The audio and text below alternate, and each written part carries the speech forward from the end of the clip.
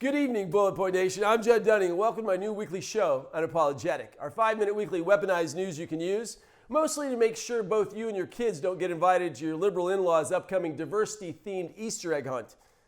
Putin and Joe Biden exchanged remarks after Biden called Putin a killer, said he would pay for the 2020 election meddling, and then Putin said, "I just thought of this now, let's meet in person," calling Joe's fragility to the mat and onto the world stage.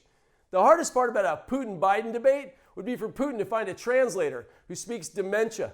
Biden just had to say no to that debate. It'd be like watching a horny bear wrestle your grandpa and then not knowing afterwards whether your grandpa enjoyed it or not.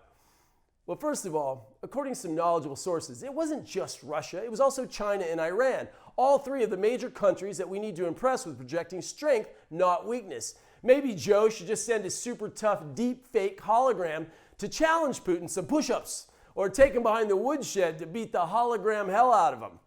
As a lifeline politician, everybody knows that Joe's no Rocky Balboa to Putin's Ivan Drago, and Joe's no real threat to anyone except his own people.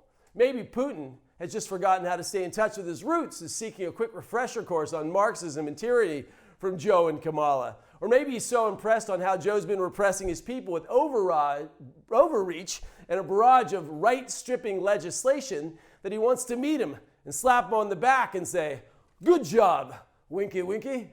That's my Russian, thank you. And in another red curtain roundup, talks got tense between China and the U.S. in our first formal talks, since the U.S. came forward and said and called out China for its illicit trade practices, human rights violation with the Uyghurs, Xinjiang, the Taiwan Strait, and Hong Kong. And you got to give China credit. They got nerve to immediately compare BLM to rounding up Uyghurs, putting them on trains and using them as slave labor. That's like comparing a campfire to a nuke. Yes, they're both hot, but that's where the similarities end. The only other thing they have in common, Nike supports both. Maybe somebody should remind people that Biden and China do have a lot in common right now, as they like to arrest people and hold them without due process and bail, such as the Capitol Hill agitators versus the mostly quickly freed BLM PC rioters. We need to find common ground. Well, here's a start. I think both the Chinese and the Democrats can agree. They both like re-education camps.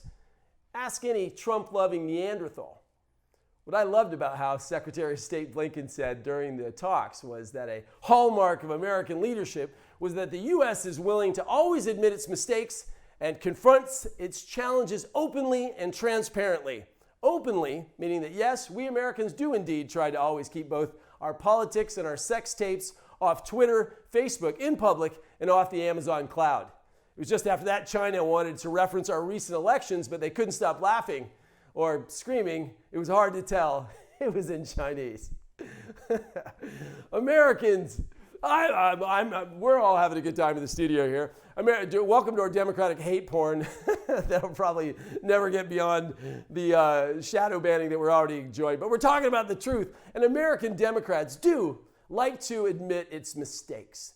And then they like to see if they can fundraise off of them and exploit them to get votes. It's so much classier in China just putting you in prison.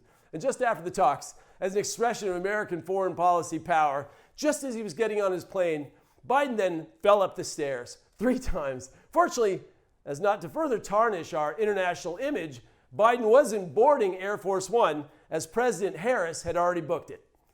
Thanks for coming to Unapologetic, our war on behalf of free speech, and most importantly, never forget the words of the great George Washington. If the freedom of speech is taken away, then dumb and silent we may be led like sheep to the slaughter. I'm Judd Dunning. God bless you. God bless America. God bless television.